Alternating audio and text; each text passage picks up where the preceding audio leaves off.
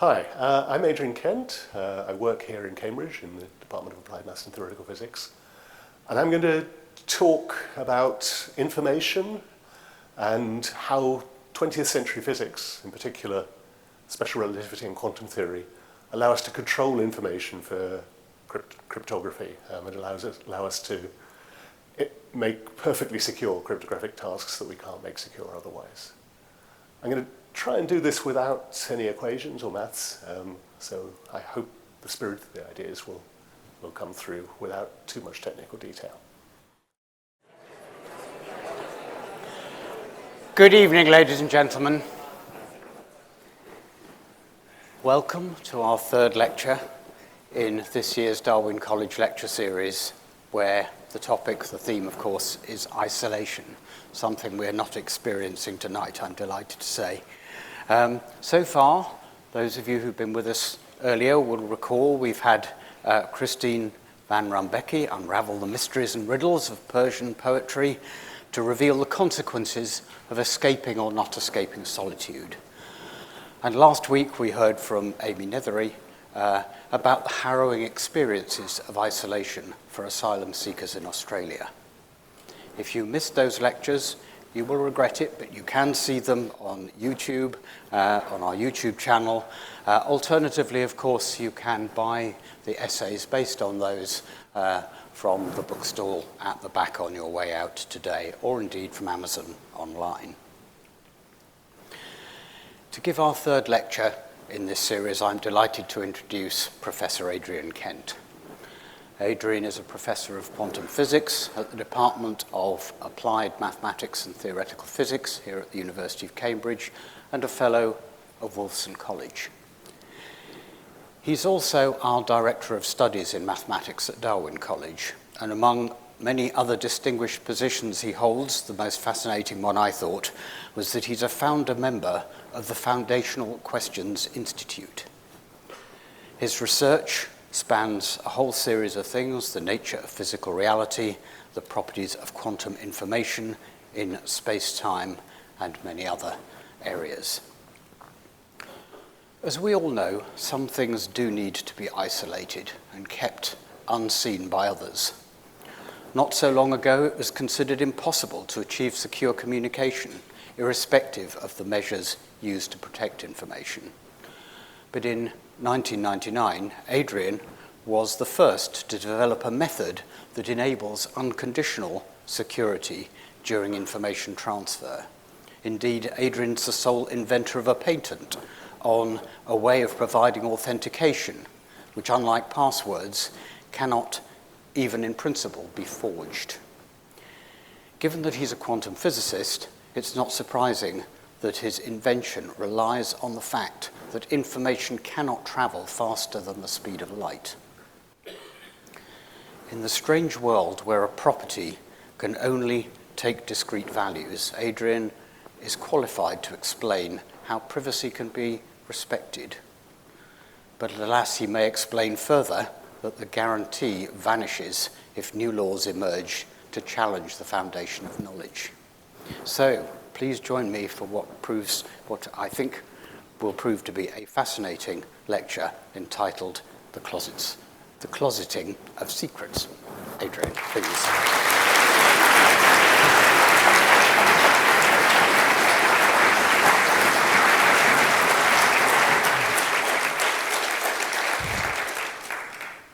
Oh, well, thank you very much, Master, and thank you to the organisers for including me in this wonderful series. I've come to Darwin lectures over the years, for perhaps more years than I care to remember, and they've always been part of the highlight of the Cambridge calendar for me. It's a great honour and pleasure to be contributing to the series. So, my topic is information and how information is connected with physics. And I want to start, if I can, by exploring where our intuitions about information come from. It's clear evolution has equipped us mightily well to gather and interpret information about the world and to make use of it. Somehow this lump of warm warm, wet matter that we have in our heads, sifts through a huge amounts of information and gives us a narrative overview that's beautifully and carefully curated to help us, or maybe more precisely, help our genes to survive. And when we talk about information, it's always information about something material. It could be an object, could be an animal, could be the people around us. Even emotions tell us something about matter. In this case, it's telling us something about our brain state. Yeah. So we have strongly developed intuitions about information, I think it's fair to say. And we tend, unless perhaps we're quantum physicists at least, to think of information as finite, separable into chunks, something you can copy as you like and transmit and broadcast as you wish. So here, for instance, the great Sri Lankan off-spinner, Muttiah Muralitharan's bowling a particularly tricky delivery. And to describe it, we might start with that. You say that it's traveling at a certain speed. It's hitting here at this position X. Let me just... There we go. It's hitting here at this position X. At a time that we think we can calibrate precisely.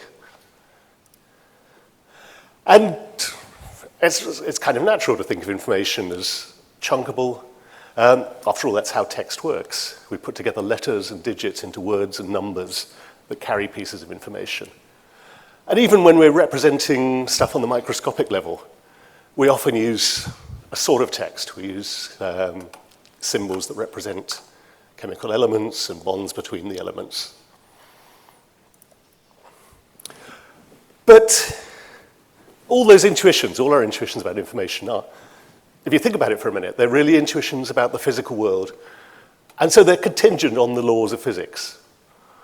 So for instance, let's take the Earth. We know that every particle in the Earth is interacting with every other one through gravity, through other forces.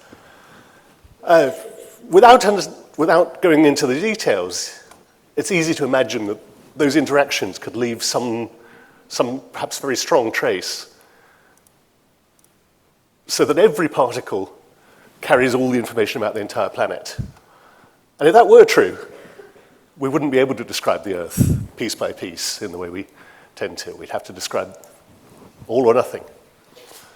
Well, actually, piece by piece description works pretty well. But that's a consequence of the way that gravity works and the way the other physical forces work.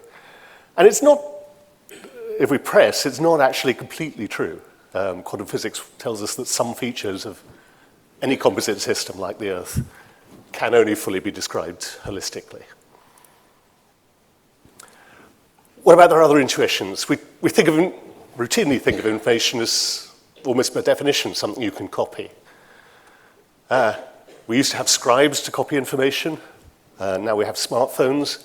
But in either case, they work by first observing a physical system and then making another system that carries the relevant information. And if you think of that for a minute, it's not at all obvious that should always be possible. For instance, if looking at a system alters the information it carries, the act of trying to look at it to make a copy alters the information, you may not be able to copy it, and you might even lose more information than you gain in the process. So we're going to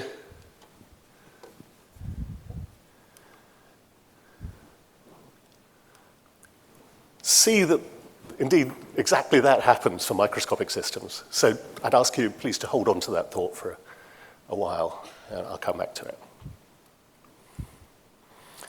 We think of information as transmissible, and it generally is. But again, it's a physical process. Transmitting information means that something, maybe a radio wave, a phone signal, sound from a megaphone, light on a fiber optic network, travels through space over time from a transmitter to a receiver. It's a physical process, and again, it's constrained by the laws of physics. Okay, so physics gives us constraints, and it turns out we can use those constraints to control information, control Who has access to it, when and where, who can influence it, how they can influence it. So that brings us into the realm of cryptography. Originally, well, as the etymology suggests, cryptography meant secret writing, and people still tend to think of it as all to do with sending messages in code using something like this Enigma machine. But it's become a much broader field, covering any way of controlling information. Just to give a familiar example, if you authenticate yourself to your bank in order to access your account, you're using cryptography. And it turns out that 20th century physics, in particular relativity and quantum theory, give us perfectly secure solutions to some otherwise difficult or intractable cryptographic problems. So I need to apologize in advance to experts here. I'm going to glide over some subtleties and give arguments that are sort of look intuitively right but aren't the complete argument in order to give the spirit of these ideas. I hope the experts will forgive me for that. So let's start with relativistic cryptography, which is a lot less complicated than the name suggests. We need just one famous fact from relativity, which is that light has a finite speed, and no information can travel faster than that light speed. So, for instance, to send a signal from one side of the Earth to the other, well, light travels at about 300,000 kilometers per second. So if you do the arithmetic, it takes this fraction of a second, an appreciable fraction of a second. For many purposes, in terms of modern computing speeds, quite a long time. Okay, what can we do with that? Well, here I need to introduce Alice and Bob and a cryptographic task that's bothering them. And the task maybe looks trivial at first sight. What they want is to make a random number. Basically, they need a fair coin and they want to toss a fair coin. The first problem is not a big problem, but anyway, it's there. They're separated, so they can't just sit in a room and toss a coin. They're connected, though. They have a computer cable. So it would still be trivial if they trusted each other. But alas, they don't trust each other. In fact, they trust nothing, essentially. And to be more precise, they built their own little secure room. Here's Alice's.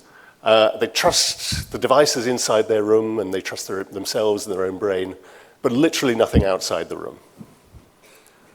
So that might seem overly paranoid, but there are good reasons for paranoia in mistrustful cryptography. You yourselves wouldn't trust communications from your bank unless you had a strong way of verifying that they really were from your bank. And hopefully that's true the other way around as well. You don't want your bank to transfer money unless it's very clear that the instruction's coming from you. And if you think on a larger level, the American governments and the Chinese governments presumably need to exchange or generate information from time to time.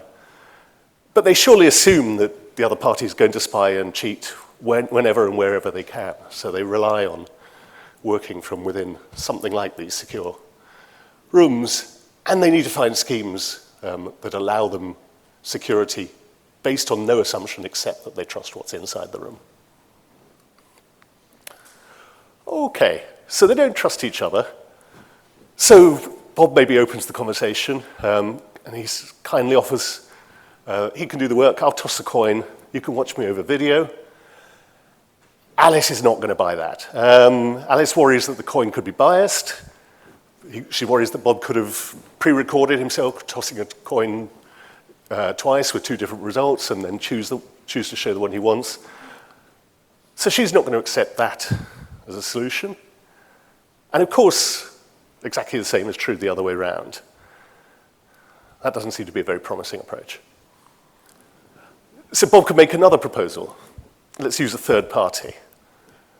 But the problem here is there just is no mutually trusted third party. And again, if you think of the American and Chinese governments, that seems actually quite clear. Who on the planet could they both completely trust?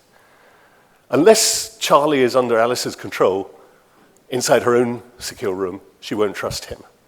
She worries that he might be in Bob's secure room, or at least under Bob's control. And of course, if he is in Alice's secure room, then we have the problem the other way around. Bob won't trust him. So maybe now what started like a seemingly trivial problem looks like an impossible one. But the finite speed of information actually gives a simple solution.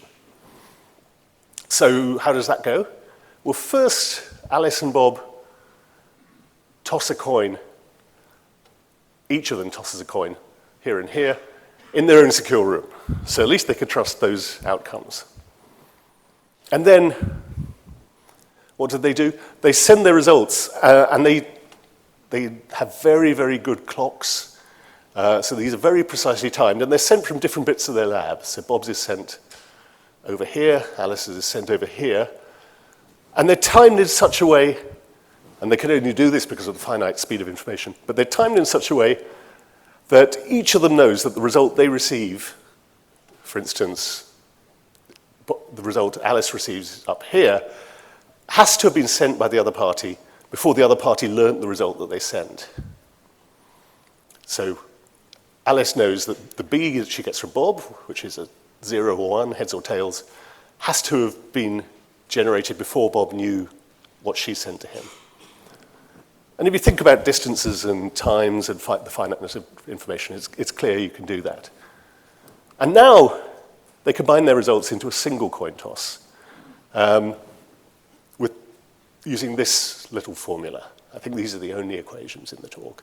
So, so if their results are the same, then they take the final outcome to be 0. If the results are different, they take the final outcome to be 1. And you might think that that hasn't solved the problem. You might think that they can still cheat because nothing that I said forced either Alice or Bob to use a fair coin. So for instance, Alice could go through this and just decide from the start she's going to send a 0, not bother to toss a coin. But if you think of it a little bit more, that doesn't actually matter, because as long as Bob is being honest, then the final result is going to be random anyway. If Alice tosses a 0, if Alice declares a 0 and Bob tosses a fair coin, either he gets 0, in which case the final outcome is 0, or he gets 1, in which case the final outcome is 1.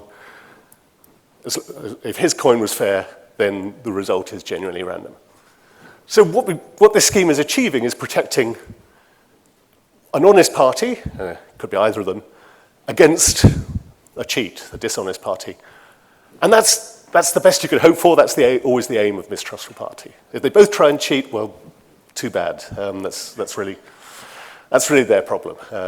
It's not ours. Good. Okay, so that's a start. We can see that physics can achieve something. It maybe looks like a small task, but it's a useful one. But to see the full power of physics-based cryptography, we're also going to need a little bit of quantum theory. And I feel a bit like a sort of surgeon introducing a medical procedure here, but I'm going to say it anyway. I promise you this is not going to hurt at all, just as long as you don't resist. So please just indulge me, throw away all your intuitions about the world, and be ready to accept some new ones. So old intuitions. It's tempting to think of atoms or elementary particles as like tiny pool balls. The word wave in radio and light waves suggests that they're things we can understand in, like water waves, which are familiar. We've already agreed that we tend to think of information as the familiar sort of stuff that you could write down and chunk and transmit. And the problem with all of those is that implicitly they're models of the world, and they're models of the world that just don't work when you look at the small scale. They don't work to describe light or atoms or other small scale physics. And one very important reason why they don't work is that observing an atom isn't the same thing. We should really even have a different verb for it, I think, than observing a billiard ball. So famously, we had the one famous fact about relativity. If you choose perhaps the most famous fact about quantum theory, it's that observing microscopic systems generally changes them. And that matters. That matters profoundly, and it means that all these pre-existing intuitions, which are natural but are based on the large-scale world around us, are going to let us down. So let's, no pun intended, let's focus on light for a moment. Light, it turns out, is carried by individual particles. Let's call them photons. But I used the word particle already. I'm getting caught up in a bad model. You could try and visualize them, but nothing I say is really going to capture it. But if you want to try and visualize them, think of them as tiny little wave pulses, something like this, that are moving in a particular plane. So this one's moving in the vertical plane, but it could be going in a horizontal plane or some other plane. Quantum theory tells us that light is quantized. It's broken up into photons. And it also tells us that it's polarized, so it wiggles in one of these planes. And by the way, that's why polarized sunglasses work. So if sunlight is reflected from a horizontal surface, it's preferentially polarized. It's mostly polarized in one direction. So if you look at these mud flats on the left, there's no filter in the way. You see a lot of glare. It's actually, even on the screen, a little uncomfortable to look at it. If you put a polarizing filter in the way, the polarizing sunglasses block all the photons polarized in the dominant direction, and that cuts out the reflected glare, and it gives you the picture on the right, which it's much cleaner, it's much more comfortable, it's much more obviously a set of mud flats.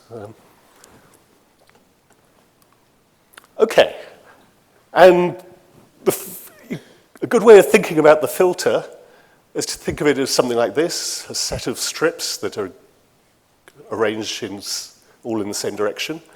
So this one is set up so that if you have a mixture of polarizations, for instance, here, a mixture of vertical and horizontal, it's going to let the vertically oscillating photons through. They can wiggle up and down in between the slits and get through to the other side. But the horizontal ones are going to get, so to speak, caught up on the slits, and they're not going to go through. So the vertical ones carry on, and there they go. The horizontal ones have been blocked. We're going to need to interrogate that a little bit more. So what is quantum theory telling us? Well, it tells us that what we're really doing when we put this filter in the path of the light is photon by photon. We're measuring it. We're asking it, in effect, to anthropomorphize. We're asking it to choose one of two orthogonal polarization states. So the way the filter was arranged, it lets through vertical, blocks horizontal, and it's effectively asking, are you vertically polarized or horizontally polarized? We could hold it at a different angle, and then you'd be asking it about whether it's diagonally polarized this way or this way. And so to speak, it's asking the photon to decide. Are you horizontal? If you are, I'm going to block you. Are you vertical? Okay, you can come through. So the physicist Bill Wooters, I think, puts this rather nicely. There's an obvious question here. What happens when you have a photon that is neither of them, a diagonally polarized photon? Well, basically, when we put the filter in its way, we're asking it to pick a team. Choose vertical or choose horizontal. Are you vertical, are you horizontal? And it responds. In this case, it says it's vertical. And you might think, it's natural to think, well, okay, you sort of forced it to give an answer, but it's still really diagonally polarized, or at least there's still some trace of its previous state. So to speak, you could press the question, are you sure you're vertical? I wonder if you were really anything else. But the answer comes back, no, I'm vertical. And it is. The active measurement has changed it, and as far as the photon's concerned, it's now like any other vertically polarized photon. So quantum theory gives us rules for every angle you can hold the filter at and every polarization the photons can come at. And you'll notice these can be random, as in this square I've highlighted here, where there's a probability of half of each of the results. And in fact, unless you ask exactly the right question, and unless the angle that the photon is polarized at is exactly the same as the angle you're asking, the answer will be at random. So I think you could begin to see this looks as though it's going to make it difficult to copy a polarization state. Just to review, you can only ask binary questions.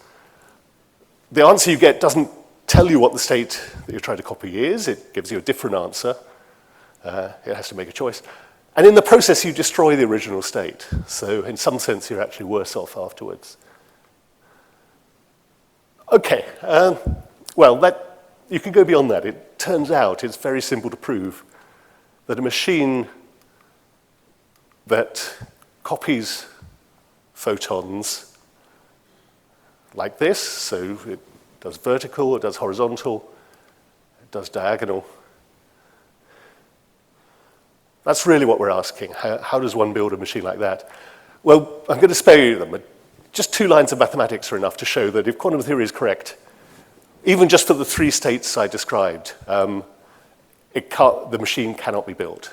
Not just that we're not clever enough or that we don't have the right technology. It's just simply logically impossible as long as quantum theory is right. So quantum information cannot be copied. Good. So how does that help Alice and Bob? Well, they have another cryptographic dilemma. They have many, many, many issues in their lives that they want to solve with cryptography. And here, Alice is good at predicting stuff. Maybe stock market prices or maybe election results. And she would really like to prove to Bob that she's good at predicting stuff. But she doesn't want to give him free predictions, which he can profit from. What she wants to do is prove to him she's good and then get him to buy her services. So what she would like to do is give him an encrypted prediction so that he can't read it and exploit it. And then after the event, when Biden wins the election in 2024, let's say, she decrypts it and says, look, I told you Biden was going to win in 2024. Which is fine, except, of course, they still don't trust each other. If they trusted each other, it would be very easy. But since they don't, she is worried that he will try to decrypt the prediction, and he's worried that she's going to pretend to be committed, but actually she's only going to produce data after the event. After all, if you think she's giving him a string of characters that are supposed to be in code, how does he know there's only one way to decode that? Maybe she can give you a string of rubbish and then say, look, decode it this way, and it says Biden wins in 2024. But there's perhaps another way of decoding it where it says Trump wins in 2024, and so on. So, what they would really like is to eliminate those worries by security guarantees that are perfect, and what they're looking for at the moment are security guarantees based on the laws of physics.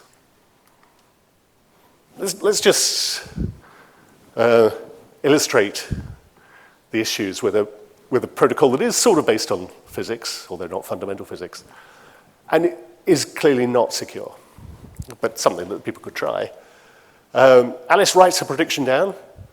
She puts her prediction in a safe, spins the lock, hands the safe over to Bob, and now he's got it, but he can't read it if he can't open the safe. But later, when she wants him to be able to read it and verify how good she was, she gives him the combination, and he opens the safe and pulls out the paper and realizes just how good Alice is. Well, Alice has more than one worry. But one of Alice's worries is, obviously, Bob might just blow the safe open and take the paper out, and it's under his control, so she can't really stop him. More subtly, perhaps he could put it into some sort of scanner, like so, and read what's inside without even giving any visible evidence of tampering. Okay, so it's sort of obvious that Alice has worries. It's maybe a little less obvious that Bob has worries, but he does. And here's one of them. Alice might have a little miniature robot, this thing, that she's giving instructions to. And the safe might be a trickier thing than it looks. It might be openable with more than one combination. And what the robot is told is, okay, wait until Bob opens the safe, see which combination he uses, and then write down an answer that depends on that combination. So in the simplest case, write 0 for this combination, 1, and then blow yourself up quietly so that Bob doesn't see that you were ever in there. So she puts the faithful robot in the safe, she locks the door, she hands it over to Bob with the robot inside. It looks as though she's been honest, but she's absolutely not committed at all. She hasn't even made a prediction. Effectively, she's using the combination she's later going to give to talk to the robot and tell it what to write. All right. So they're going to need a better solution. And the solution is going to involve moving information around. So it's useful to be able to keep track of the flow of information. And we can do that. I promised no more equations, but I didn't promise no more diagrams. So, but we could do that with a simple diagram like this, in which space, which for the moment I'm just having one dimension of space. Space goes one way across, and time goes upwards. So that a point on this diagram represents some particular point in space, maybe just here, at some particular time, maybe just now.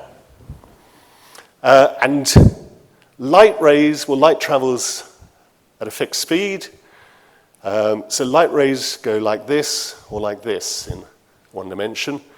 And information can't travel faster than light. So it could travel inside the blue lines. It can go like this, for instance. So anything from here, in principle, can signal to the point X. And anything from X can signal inside these blue lines up here. So, but it can't travel outside the blue lines. So you can't send any signals between X and anything in this region with the brown text on either side, nor vice versa. No information can get from here to X, for instance. Okay. And I need Alice, I should say, needs one piece of scientific magic, which maybe is familiar to many people, but probably not all, called quantum teleportation. So here's how that works. Here's at least how the spirit of that works. Alice has got something, a physical object, a small system, a quantum system, over here on the left. That's this red dot. And she or somebody, but let's say she, has also created a quantum system that's split up. It's partly on the left and partly on the right, symbolized by these two blue dots. Strictly speaking, I shouldn't say it's split up into two parts. Quantum physics is holistic, and this, if you really want to describe this system properly, you can't describe the parts separately, you have to talk about the state of the whole thing. So it's really one indivisible thing spread over two locations. But let's not worry about the details of that for now. So what does Alice do? She carries out an observation on the left.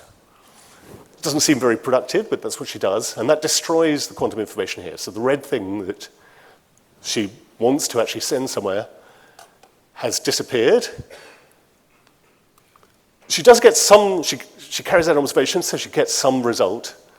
And she transmits that. And this is just ordinary data now. In fact, it's just 2 bits, 0, 0, 0, 1, something like that. She sends that across to the right. And, well, this is the magic bit. It turns out that it's possible to recreate the quantum system using this blue dot over here that had nothing to do with it originally, and just the little bit of information that she sends. So it gets recreated over here. So you'll notice the red dot was there, the system that she wanted to communicate at the start. And at a later time, remember time's going upwards, so at a later time here, the red dot is here on the right? But it's not anywhere, and not just because I've missed it out, it really isn't anywhere in between. There is no location for the red dot. It disappears, and then it reappears on the other side.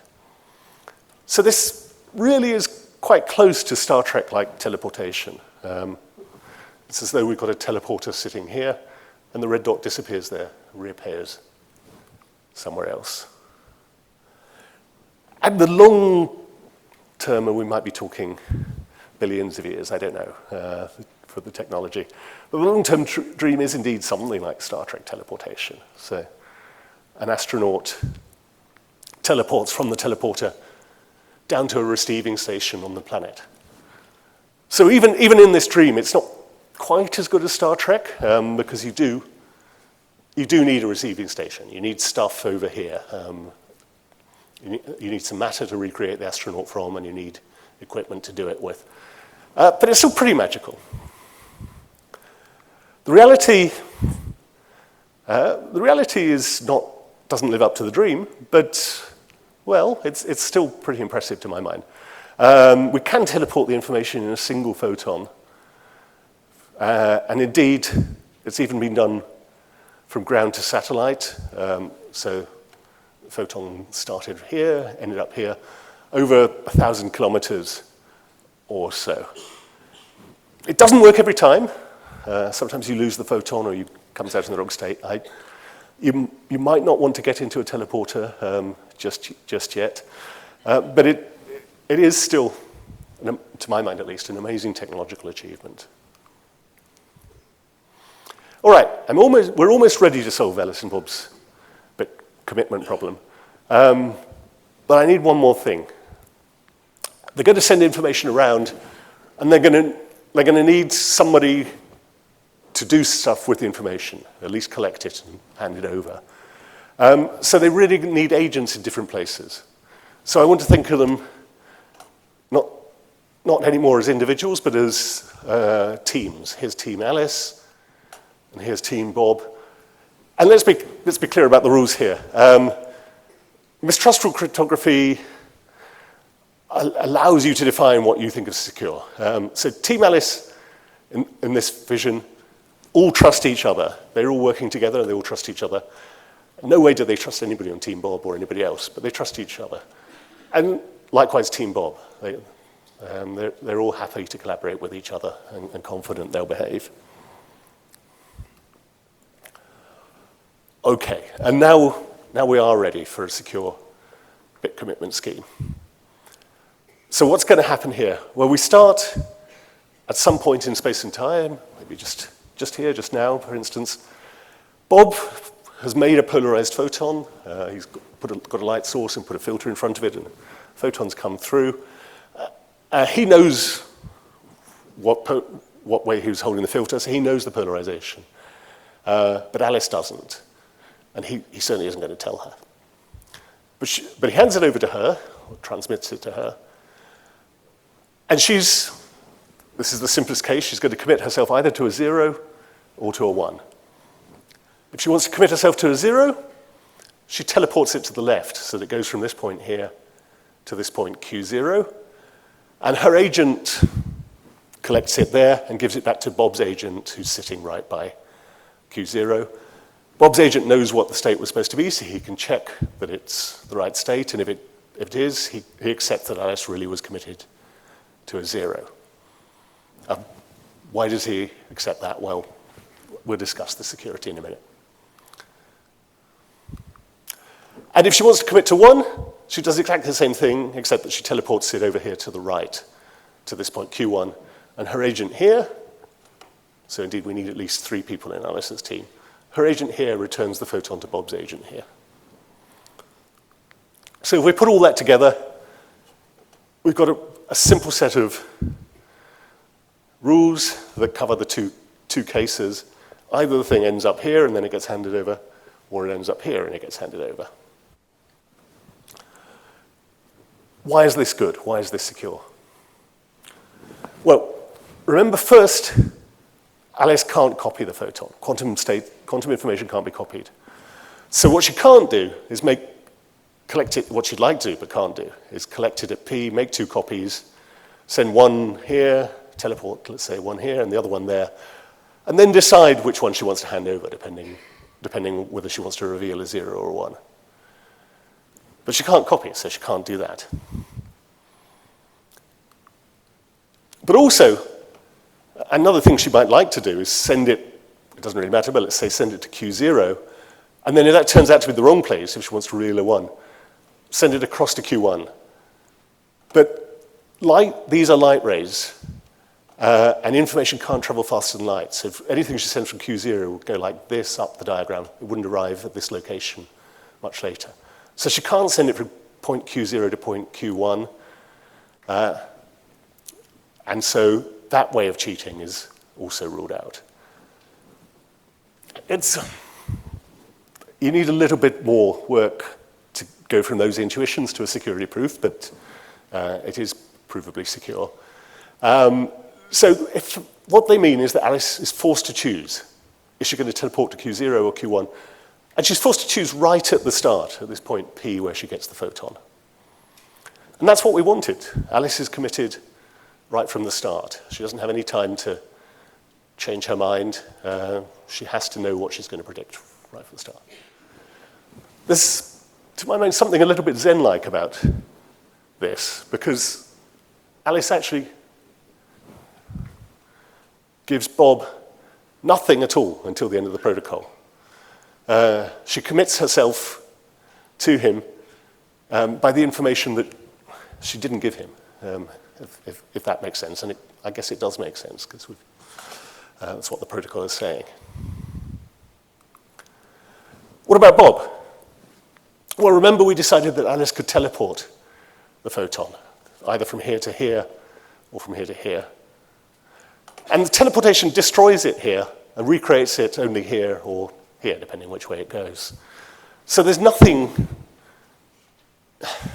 really nothing to see here, to borrow a cliche, for Bob in the intervening places and times along the path. There is nothing he can observe until the photon is returned to him. So he can't learn Alice's commitment until she allows him by handing back the state. Sorry, just a second. And that's what we wanted. It's secure against Alice. She can't cheat because she can't copy and she can't send stuff faster than light. Secure against Bob. He can't learn her commitment unless and until she hands back the state, so it's under her control. So I think this is just about the simplest scheme you can imagine using relativity and quantum physics, but it does the trick, which is nice. All right, so I wanted in the remaining time to share with you a vision of the future of money based on, of course, physics and the physics of information. What's the motivation for this? Well, the first motivation is to notice that the fact that you can't send information faster than light already plays a pretty big role in the financial markets. High-frequency traders make decisions in fractions of a millisecond. And we saw already the time it takes to send a signal across the Earth is much longer than that, at least 40 milliseconds. So for that reason, among others, it would be useful, and maybe ultimately it will be almost essential, for money to travel as fast as information. And for money to travel as fast as information, it has to be information. For instance, the data in a credit card, not the physical card itself, but the stuff that's encoded in the credit card. Too bad for physical coins and physical notes. I mean, of course, they're fine for everyday purposes, but they have mass. It would take infinite energy to send them at light speed. We can't send them at light speed, so they're not the future of money, at least on this view. Well, there's that, but there's not much point in being able to send your money at the speed of light if you then have to wait perhaps for a long time, while it's validated by the person you're giving the money to.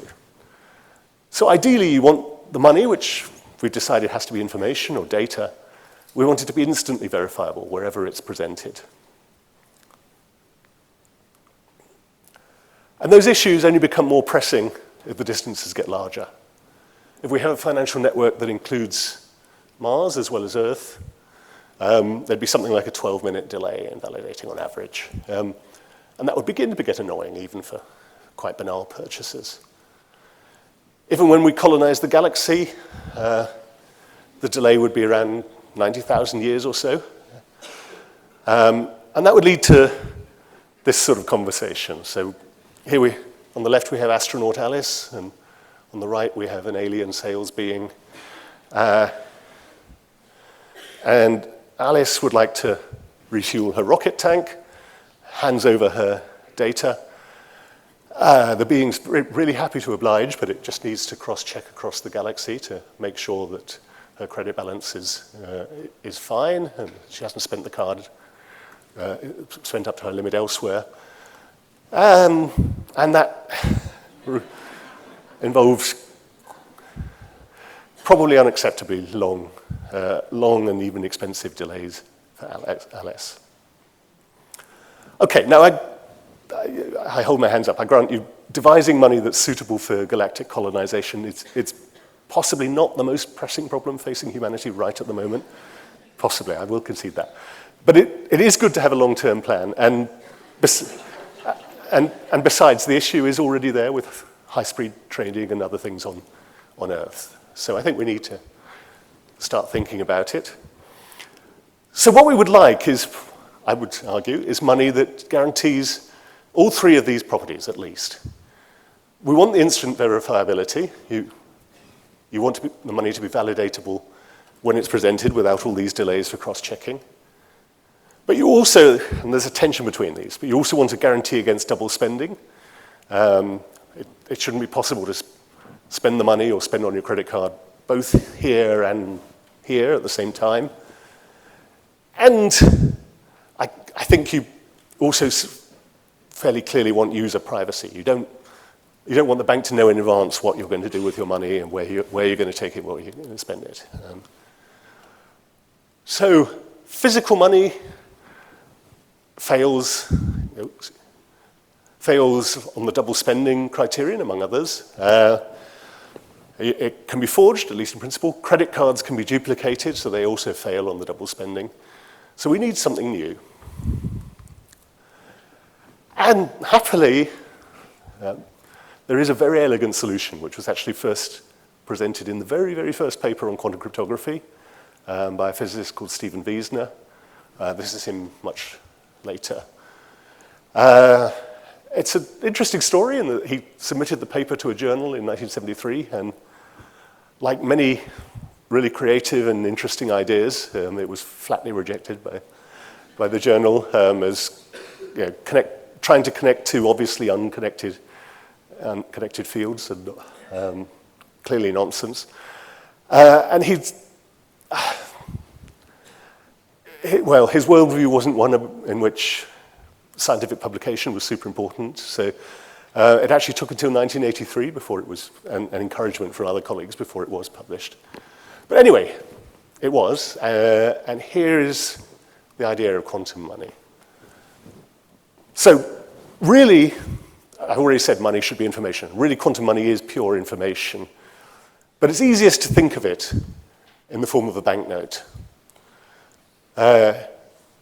So we're going to abstract the information away from the banknote in a bit. But you think of it at first as a banknote with an ordinary serial number like this, which I've highlighted in purple, call it S if you like. But it also has some quantum information. It has, let's say, stored polarized photons in some sort of random looking pattern like this. So the user, Alice, or anybody else who looks at it, obviously they can read the serial number and they can duplicate the serial number. But only the bank knows the quantum states that are stored in each banknote, and it keeps those secret. It does keep records at every branch, so if Alice or anyone hands in a banknote, the branch can check the serial number, and they can check their records of what the quantum states are supposed to be, and verify whether or not it's a valid banknote. And it doesn't need to check with the other branches, it can validate instantly, so that's good. And So yeah, that just repeats what I just said.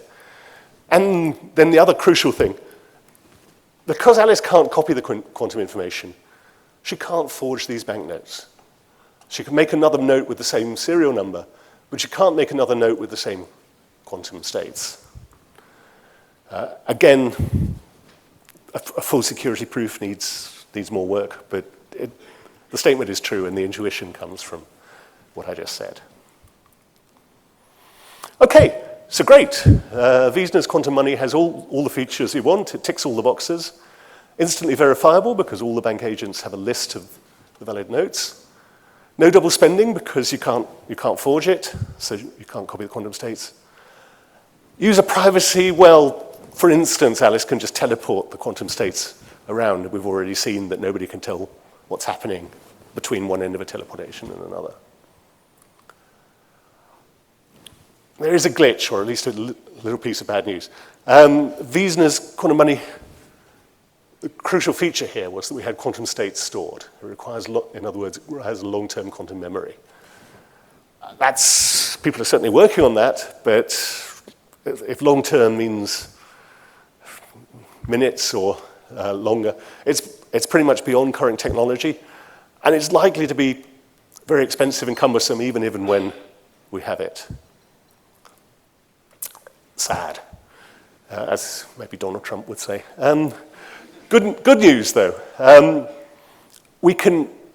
There is a way of emulating some of the key features, at least, of Wiesner's quantum money without needing the quantum memory that's so hard to implement technologically. So again, let me just try and give the spirit of this. Instead of teleporting quantum states to where she wants to spend her money, Alice can use, remember we talked about bit commitments? She can use bit commitments to commit herself to a future location where it can be spent. So to do that, to get the money issued, they need just short-range communications. That's easy. To continue the process, she may need short-range communications with a local bank branch every now and then, but that's all easy. And because she's committing herself, maybe I'll say more about this on the next slide, the money turns out to be valid at precisely one point, which is crucial. It solves the double spending problem. So for example, she might be issued the money at this point P here, and she might decide she wants it available to possibly spend at the point Q. So at P, she can commit herself to saying that the money is valid at Q and only at Q, in a way that will persuade Bob's agent at Q that she was committed. And if she decides actually she doesn't want to spend the money at Q, she can just recommit, choose another point, R, let's say, and commit to that at Q, so the money is available to spend there, and so on. And because by definition bit commitments commit her, she can never arrange a situation in which she's able to make the money valid both at this point Z and at this point Z prime, or any pair of points in the future. And her commitments also keep the information private until she reveals them, so the bank only learns where the money is after the fact, once it's presented. Beautiful. Well, I don't want to pretend that this is up and running, but it looks like a plausible solution to our problems with money. Okay, so I should come to a close, I think. I just wanted to give a couple of slides on practical implementations. So we've seen already that quantum teleportation is possible from ground to satellite. Secure quantum communication is also being achieved from ground to satellite, and in fact, ground to satellite to ground again, so continent to continent. So we're seeing the beginnings of a global quantum internet, although there are certainly many more technological challenges still to overcome. And relativistic cryptography is moving forwards too. So this figure on the left, not worrying too much about the details, describes an actual implementation of a relativistic authentication protocol, so proving proving that you are who you should be, by proving you have a certain amount of knowledge that only you have. And the separation here is, given how fast light speed is almost microscopic. It's 10 meters. As the authors say, it's almost short enough. I mean, with a little more refinement, it would be short enough that you could do this at a slightly bigger ATM, holding one smartphone in one hand and the other smartphone in the other hand and authenticate.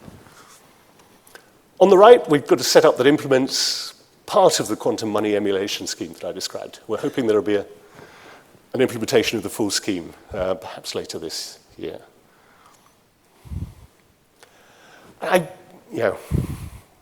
It's sort of professional duty of a quantum physicist, I think, to end on a note of uncertainty. Since information depends on physics, clearly we're not going to fully understand what information is and what you can and can't do with it until we fully understand physics. Maybe if and when we unify quantum theory and gravity, we would learn something new and something importantly new about information. For sure, gravitational fields give us information about matter. Presumably that follows from some unified theory that we presumably don't yet have. Does quantum information behave in the ways I described when interacting with gravity? Many people would guess yes, but I think the scientifically honest answer at the moment is we don't know, we're not sure. Could the unification involve new types of information with new properties? Presumably it could. Maybe we'd be able to break the schemes I described after all, or maybe we'd be able to make stronger ones if we had a full unified theory. And it's maybe, I'm going a little bit further out on a limb, but well, so be it. It's maybe even possible that understanding how consciousness relates to physics could change our understanding of information. It's certainly clear that our consciousnesses give us information about our brain state. Are there relevant fundamental laws that describe that? Well, I think among physicists and neuroscientists and philosophers of mind, in each case, there's division there. There isn't a consensus. But there are respectable arguments in favor of the thought that there should be fundamental laws of consciousness that we so far haven't uncovered. Do they involve information? Even if they exist, I don't think we know, but the sort of proto-theories that are being tried out often do involve information. And if there's going to be a law about something that's so information-related, it doesn't seem implausible. Could it involve information in novel ways or with novel properties? We have no strong reason to think it should, but it's hard to rule out.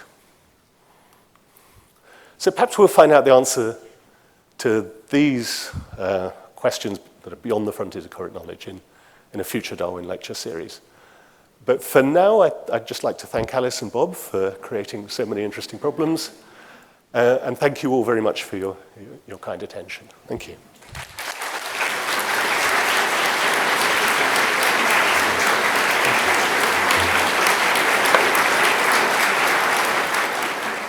Thank you very much indeed, Adrian.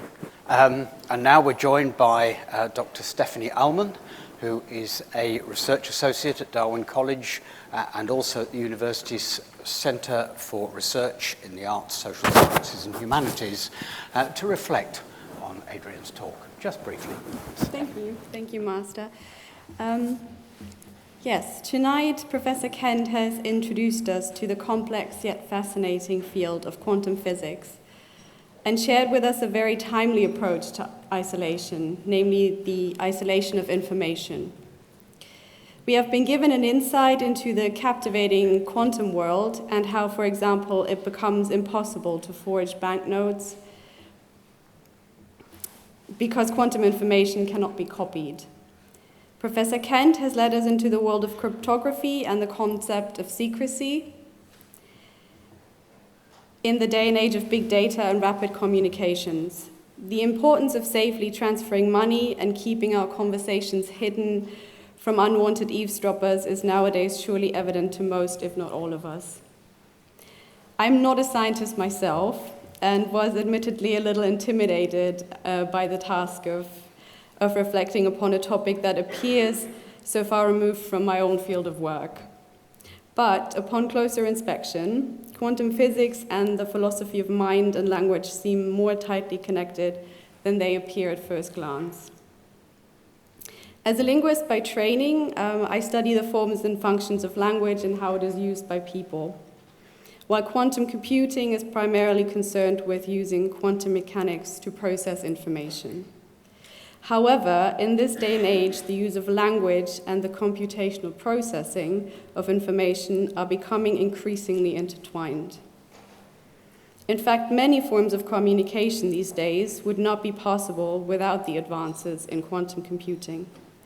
And Professor Kent's contribution has inspired me to reconsider, from a very practical and physical point of view, the meaning and value of information, and what it takes to not only make it accessible, but also to protect it from the wrong people. And it has made me appreciate the modern technologies, or future technologies, made possible by quantum computing that allow us to keep vulnerable information secret.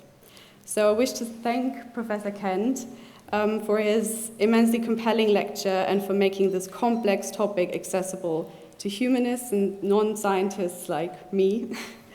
And I'm sure that we can all take some new key insights home with us tonight. So thank you very much, Professor Kent.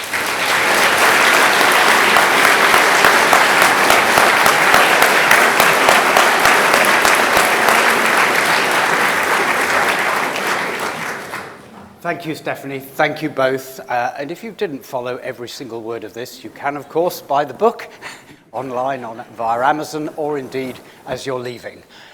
Thank you for coming. Please do join us next week, where the director of the British Antarctic Survey will be Dame Jane Francis, will be speaking about Antarctica, another place where isolation exists. Look forward to seeing you next week. Thank you very much.